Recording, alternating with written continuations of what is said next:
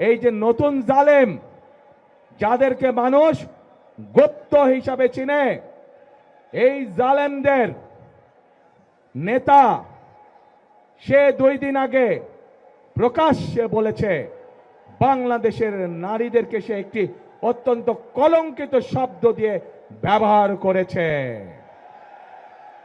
প্রিয় ভাই বোনেরা, যেই ব্যক্তি বা যেই দলের তার দেশের মা বোনদের প্রতি বিন্দুমাত্র শ্রদ্ধা নেই, তাদের কাছ থেকে আর যাই হোক বাংলাদেশের মানুষ আত্মসম্মানমূলক কোনো মর্যাদাপূর্ণ কোনো আচরণ আশা করতে পারে না। দেশ যদি গড়তে হয় প্রত্যেকটি নারী পুরুষকে কাঁধে কাঁধ মিলিয়ে কাজ করতে হবে আজকে। তা না হলে এই দেশকে আমরা আমাদের প্রত্যাশিত বাংলাদেশ হিসেবে গড়ে তুলতে পারবো না।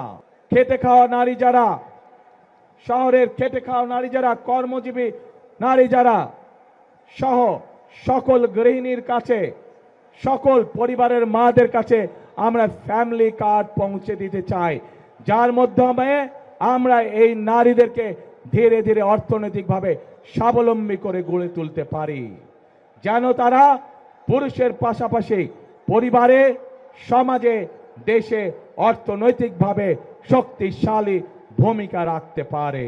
তাদের আরেক নেতা, যার বাড়ি কিনা কুমিল্লা জেলায়, সেই নেতা কিছুদিন আগে তাদের এক দলীয় সমাবেশে বলেছে তাদের কর্মীদেরকে যে 12 তারিখ পর্যন্ত আপনারা জনগণের পা ধরবেন, তারপরে বাকি পরবর্তী 5 বছর জনগণ আপনাদের পা ধরবে।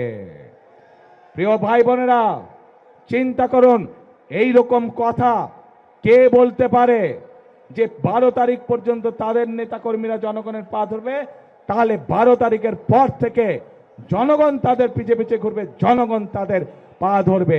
এই কথা থেকে প্রমাণিত হয় কি তাদের মেন্টালিটি, কোন পর্যায়ের মানুষ হলে তারা জনগণকে নিয়ে এরকম তুচ্ছ তাচ্ছিল্য কথা তারা বলতে পারে। এই সব গুপ্তদের বিরুদ্ধে আপনাদেরকে সতর্ক থাকতে হবে, সজাগ থাকতে হবে।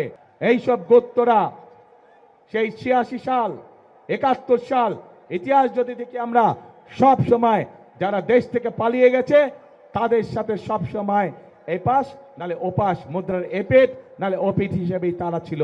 কাজে তাদের কাছ থেকে দেশের মানুষ ভালো কোনো কিছু আশা করতে পারে না।